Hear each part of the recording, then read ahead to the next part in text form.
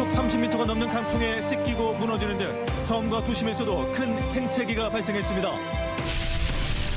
흰남노처럼 우리나라에 큰 피해를 준 태풍들이 주로 가을에 오는 이유를 분석해봤습니다. 초강력 태풍이 몰려온다는 소식에 주민들은 어젯밤 뜬 눈으로 밤을 지새워야 했습니다. 여러분 안녕하십니까? 목포 MBC 뉴스데스크입니다. 광주 전남 재난재해 당국이 태풍 흰남노 피해를 집계한 결과 피해액이 하루 만에 40억 원에 육박했습니다. 다행히 인명 피해는 없었지만 재산 피해가 빠르게 증가하고 있습니다. 송정근 기자입니다. 강력한 비바람을 광주 전남에 뿌리고 지나간 태풍 흰남노. 가장 강력한 강도로 국내에 상륙했음에도 불구하고 광주 전남에선 다행히 인명 피해는 발생하지 않았습니다. 전남의 재해 취약 지역에 거주하던 주민 7,500여 명이 태풍 북상 당시 일시 대피했지만 상황 해제 후 모두 집으로 돌아갔습니다. 재산 피해로 보면 농업 분야와 수산 분야의 피해가 컸습니다. 배와 무화과 등 낙과 피해가 578헥타르에서 발생하는 등 전남 논밭 1,124헥타르에서 20억 5천여만 원의 재산 피해가 발생했습니다. 완도 전복 가두리 양식장과 선박 침수 등의 피해가 발생해 6억 5천만 원가량의 피해가 접수됐습니다. 또 신안 흑산도 선착장과 완도 방파제 등이 파손되는 등 공공시설의 피해도 잇따랐고 광주 전남 14,100여 호가 정전 피해를 입기도 했습니다. 통행 제한 조치가 내려졌던 천사대교와 벌교대교 등의 통행이 재개됐고 닫혔던 하늘길과 바닷길도 다시 열렸습니다. 역대급 태풍 흰남노는 광주 전남 곳곳에 생채기를 남기고 지나갔습니다. MBC 뉴스 송정근입니다. 추석을 앞두고 전남 들녘을 핥히고 간 제11호 태풍 흰남노는 농민들에게 큰 상처를 남겼습니다. 고육과 고물가에 씨름하던 농민들은 또다시 하늘만 바라보고 있습니다. 양정은 기자입니다. 진도군의 한 대파밭. 하늘로 솟아야 할 대파들이 땅 위에 쓰러져서 누웠습니다. 속이 꽉 차고 키가 큰 상품성 좋은 파들이 태풍이 몰고 온 강한 바람에 꺾인 겁니다. 없는 물을 끌어와 힘겹게 버텨왔던 농민들은 한순간에 농사를 망쳐버렸습니다. 얼마 안 있어서 이제 겨울에 이제 작업하게 되는데 지금 쓰러지면 지금 일어서기가 힘들어요. 이거 일어서야 이렇게 팔아먹을 수가 있는데 이거 못 일어서면 못 팔아먹어요. 한창 나달이 여물고 있는 벼 논도 태풍 피해에서 비켜가지 못했습니다. 고개를 숙인 벼가 바람에 꺾였고 태풍이 몰고 온 폭우에 잠겨버렸습니다. 이맘때쯤 한창 나달이 연글면서 어른 허리 높이까지는 자라야 할 벼인데 지금은 모조리 쓰러져 있습니다. 인건비도 많이 들고 또 뭐를 새로 구하려니까 또 종잣값도 들고 목값도 들고 해서 지독한 가뭄과 병충해와 씨름했던 한여름의 고생이 물거품이 됐습니다.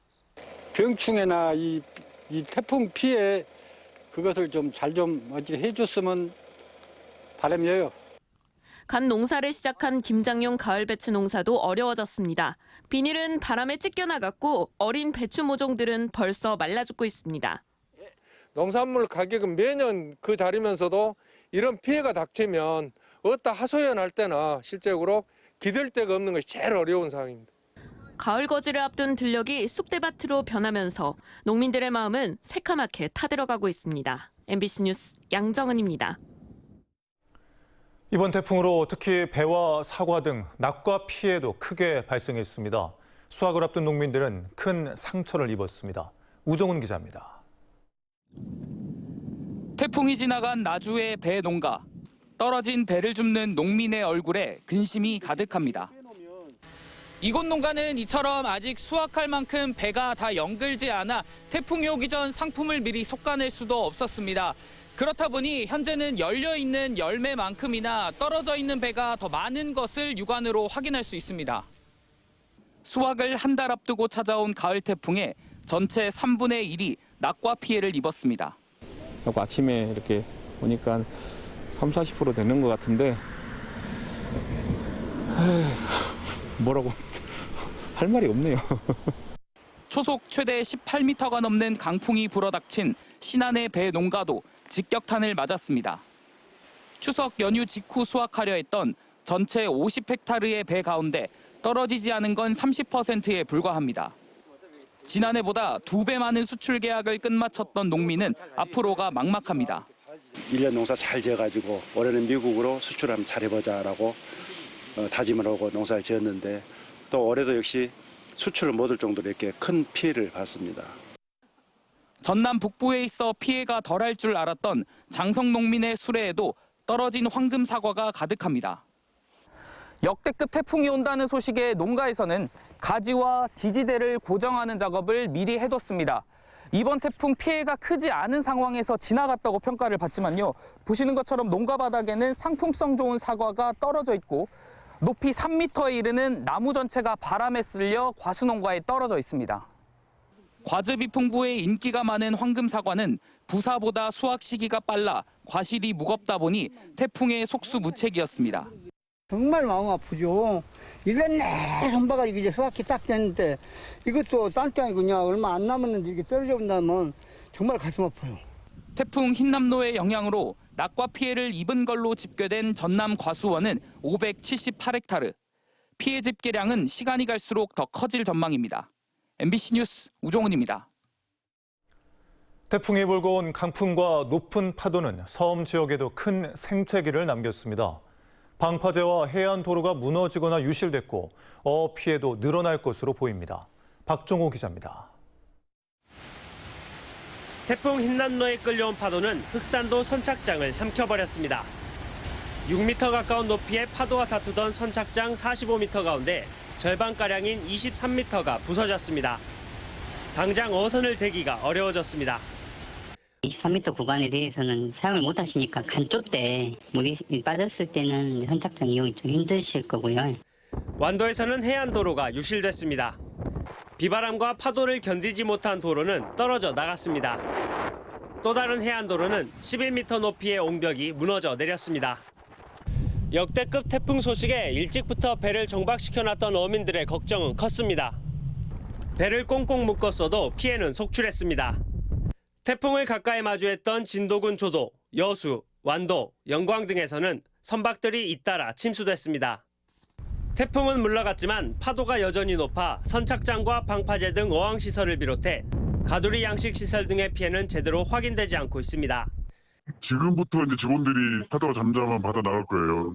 파도가 세서 못 나가는 읍면도 있을 것이고 파도가 잠잠하면 여객선 운항에 차질이 생기면서 생필품 조달과 육지 이동의 어려움 때문에 바닷가와 섬 주민의 고통은 여전히 현재 진행형입니다.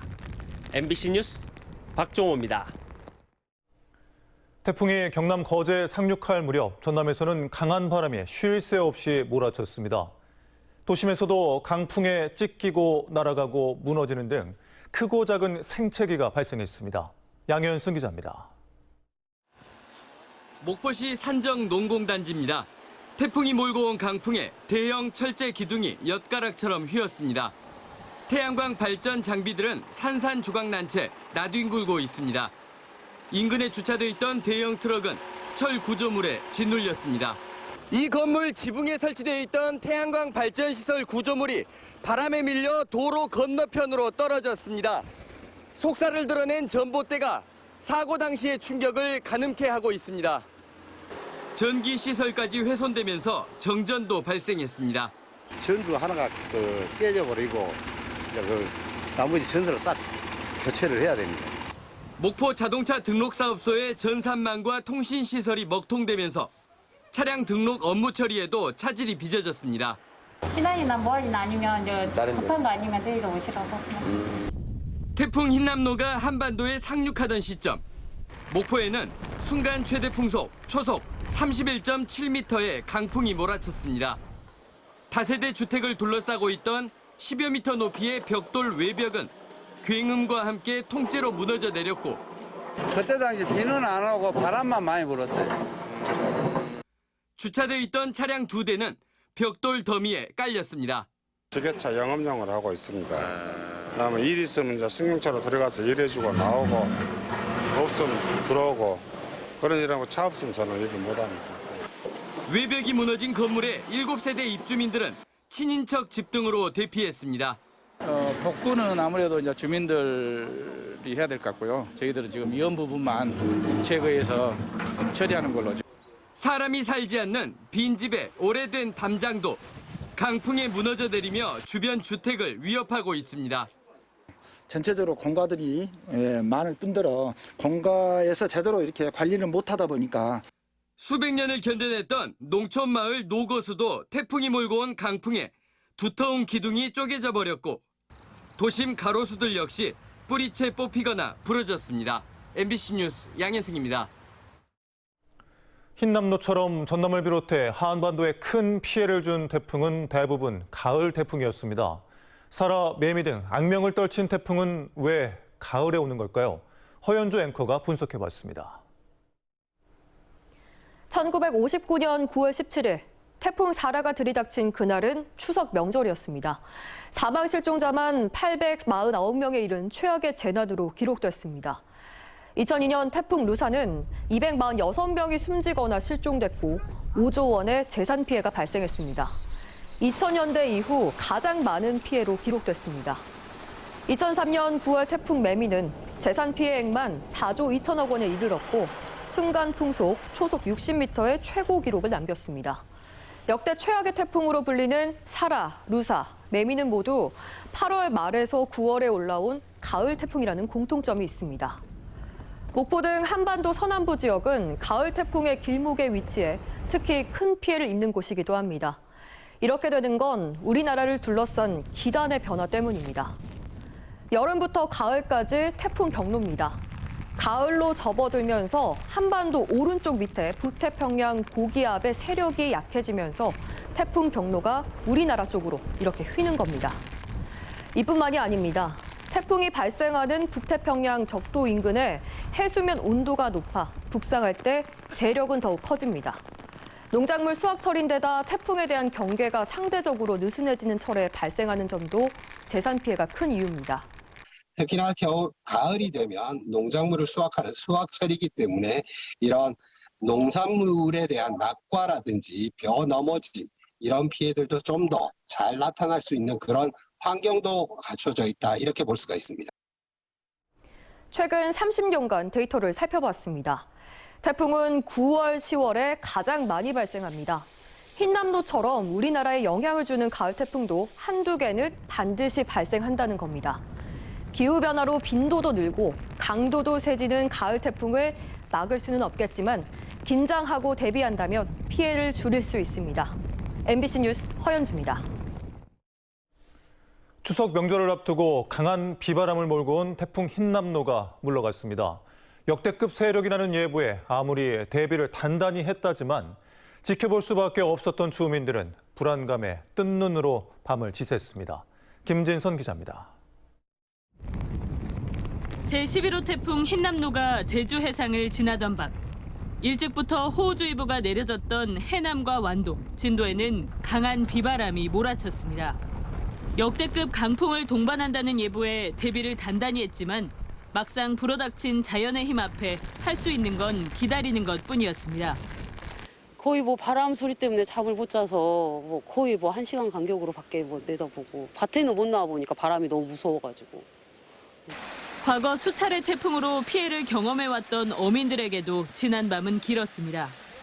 수산물은 한 번 피해가 발생하면 그동안 들인 비용을 버리는 것은 물론 복구하는데도 또다시 수년이 걸리기 때문입니다. 거센 비바람이 들이치진 않을지, 전기가 끊기진 않을지 노심초사했던 어민들은 비교적 무사히 지나간 태풍에 안도했습니다. 밤새 한숨도 못 잤습니다. 밤새 조마조마하는 마음으로 계속 직원과 함께 순찰을 돌았습니다. 해안가 저지대 등 재해 취약지에서 임시 대피했던 7천여 명을 비롯해 불안한 밤을 보냈던 전남 지역민들은 태풍이 물러가고 다시 일상을 시작했습니다. MBC 뉴스 김진선입니다. 제11호 태풍 흰남노의 영향으로 광주 전남 주요 댐의 저수율이 상승한 것으로 나타났습니다. 한국수자원공사에 따르면 오늘 오전 7시를 기준으로 주요 댐의 저수율은 주암댐 34.8%, 섬진강댐 23.7%, 장흥댐 43.7%를 기록하고 있습니다. 이는 비가 내리기 전인 지난 4일에 비해 적게는 1%에서 많게는 3%까지 높아진 것입니다. 그렇지만 흰남노가 뿌린 많은 비가 댐으로 흘러 들어오는 데는 시간이 걸리는 만큼 앞으로 이틀 정도 다목적 댐의 수위가 높아질 것으로 예상됩니다. 태풍 흰남노가 몰고 온 강우로 일부 섬 지역 가뭄이 해갈됐습니다. 태풍 흰남노의 영향으로 완도 지역은 최근 3일 동안 평균 172.1mm의 강우량을 기록해 보길도 부용제 저수율이 40% 선을 회복했으며 이에 따라 지난 3월 이후 시행된 완도 노화 보길 지역의 제한급수는 전면 해제됐습니다. 하지만 여전히 저수율이 낮은 완도 넙도 지역은 추석 연휴 이후 다시 제한급수를 시행할 예정입니다. 목포시는 대조기인 오는 10일부터 12일까지 새벽 시간대 바닷물 수위가 5m 이상 상승할 것으로 예상된다며 각별한 주의를 당부했습니다. 목포시는 배수 펌프장과 하수문 등에 대해 사전 점검을 실시하고 있으며 해안 저지대에 대한 현지 예찰 활동을 강화해 침수 피해 예방에 대처하고 있습니다. 목포에서 가을 내내 풍성한 문화예술 행사가 열립니다. 9월 23일부터 25일까지는 5년 연속 문화재청 활용 사업으로 추진 중인 문화재 대야행이 막을 올리고 9월 30일부터는 갑바의 문화타운에서 올해 처음 선보이는 목포 뮤직 플레이가 개최됩니다. 또 목포 문학여행과 제31회 전국 무용제, MBC 난영가요제도 펼쳐질 예정입니다. 완도에 400메가와트급 해상풍력 발전 사업이 추진됩니다. 전라남도 완도군과 개발협약을 체결한 기업인 코오롱 글로벌은 산업통상자원부로부터 400메가와트 규모의 완도 장보고 해상풍력 허가를 취득하고 2조 원 규모의 발전 사업을 추진합니다. 완도 장보고 해상풍력 발전 사업이 계획대로 추진될 경우 연평균 4인 가족 기준 28만 가구가 사용할 수 있는 120만 메가와트 규모의 전력을 생산할 것으로 전망되고 있습니다. 국민의힘 새 비대위원장의 호남 출신 박주선 전 국회 부의장이 물망에 오르고 있는 것으로 알려졌습니다. 국민의힘에 따르면 주호영 의원이 비대위원장직을 고사함에 따라 권성동 원내대표가 선수별 모임 등 의견 수렴을 하고 있는데 호남 출신 사선의 박 전 부의장도 유력한 후보군에 포함된 것으로 전해졌습니다. 박 전 부의장은 윤석열 대통령과 서울대 법대 동창회 검찰 선후배 사이로 대통령 취임식 준비위원장을 지냈습니다.